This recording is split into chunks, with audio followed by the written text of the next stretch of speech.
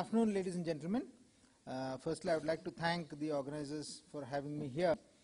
This is undoubtedly the topic of the day, the flavor of the season, smart cities. And as Sanjay Jaju said just now, everything has to be smart, smart clothing, smart food, smart what have you. Everything has to be smart. Well, the first time I heard about smart, it was not in the form of a common noun, but was more in the form of an acronym: simple, moral, accountable, replicable, and transparent. That was a long time back. Today we are looking at smart and smart cities in a slightly different context.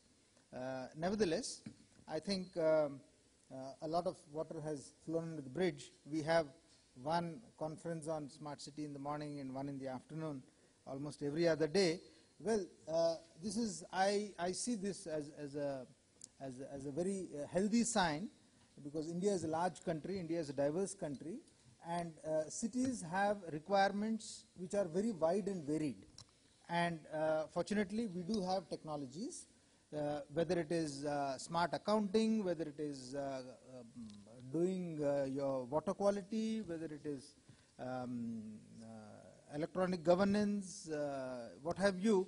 Virtually for everything there is a smart solution. There is a vendor waiting outside there saying that I can fix your problems.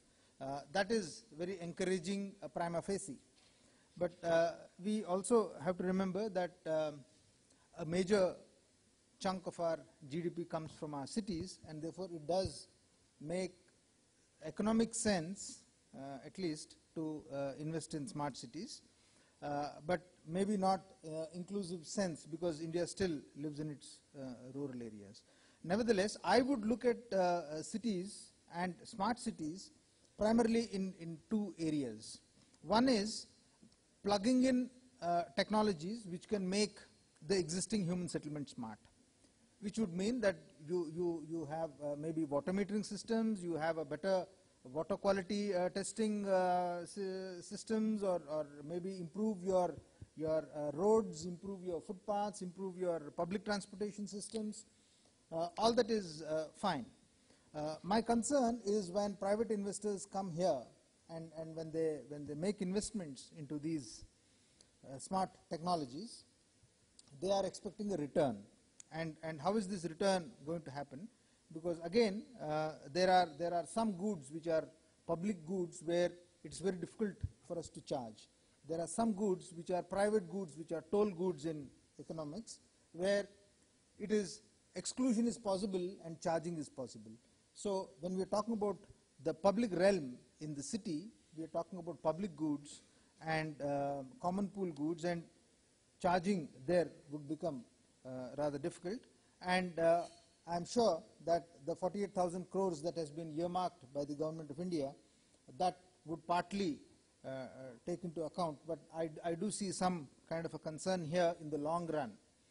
This is point number one, which I want to drive home this afternoon.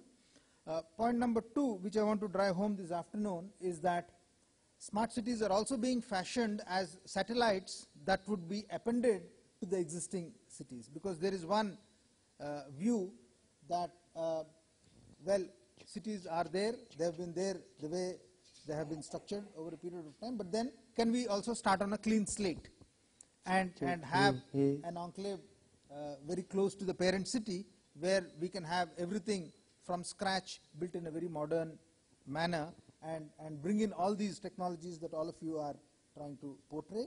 That is a fantastic idea. That is also a part of the scheme of things in the whole smart city program as it is envisioned by the Ministry of Urban Development. Herein lies my concern, is because today we have a lot of vacant housing stock that is already there, that is not being sold. Because again, I come back to my point of how are you going to recover the investments? Investments have to be recovered by way of sale of property, by way of sale of land, or by way of sale of built space.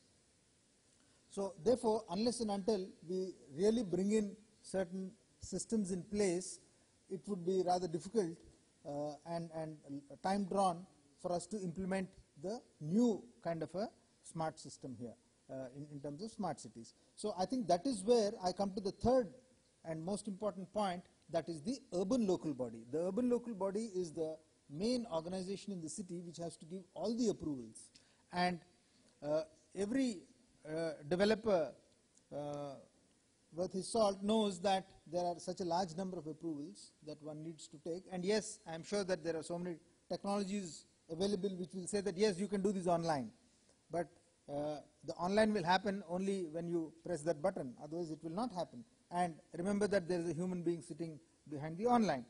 So, well, I represent the Delhi Urban Art Commission here. I am the chairman, and one of the things that we do is we receive proposals from various local bodies, and we need to give the sanctions. And if we have to give these sanctions very quickly, then we need to examine the proposals in great detail, and we also have to give these sanctions in a very short period of time. And that, I am sure, is the case with all the urban local bodies and the key functionaries who are, some of them are represented here on the dais. And therefore, that is where we come to the crucial issue of human capacities, because you do have a special purpose vehicle that is envisioned, that is going to implement the smart city program, but ultimately government is something that you have to live with. You have to plug in somewhere down the line into the governmental systems, and therefore the human capacities in the urban local bodies and how they can be improved, that becomes extremely important when we are trying to implement this whole idea of smart city. But nevertheless, I am quite positive. There are many. Just now I was very happy when Siva gave me this auto DCR brochure. I think he is going to make a presentation. That is only one of the sanctions. The municipal plan sanction is only one of the 40 or 45 odd sanctions that I need to take. So therefore, it's not that we are not looking at the problem. We are looking at the problem, and some initiatives have already been made, even in the Delhi building bylaws, on which I had worked closely with the ministry. We have worked out certain systems wherein we can reduce the number of windows. I often hear, and I'm sure you've also often heard about this quest for a single window clearance system. I think in urban development at least, single window is something that you better forget about. It's just not possible. It will not happen in the near future. In most countries in the world, you don't have a single window as far as urban development is concerned at least, and therefore maybe we can try and reduce the number of windows and then take our smart initiatives forward. So by and large, these are the few ideas of mine which I thought I should put forward for your kind consideration, and I'll request, I'll thank the chairman once again for giving me the opportunity to jump the line. I'm afraid I have to leave in a few minutes, so if there are any questions, I'll be very glad to take them. Thank you so much.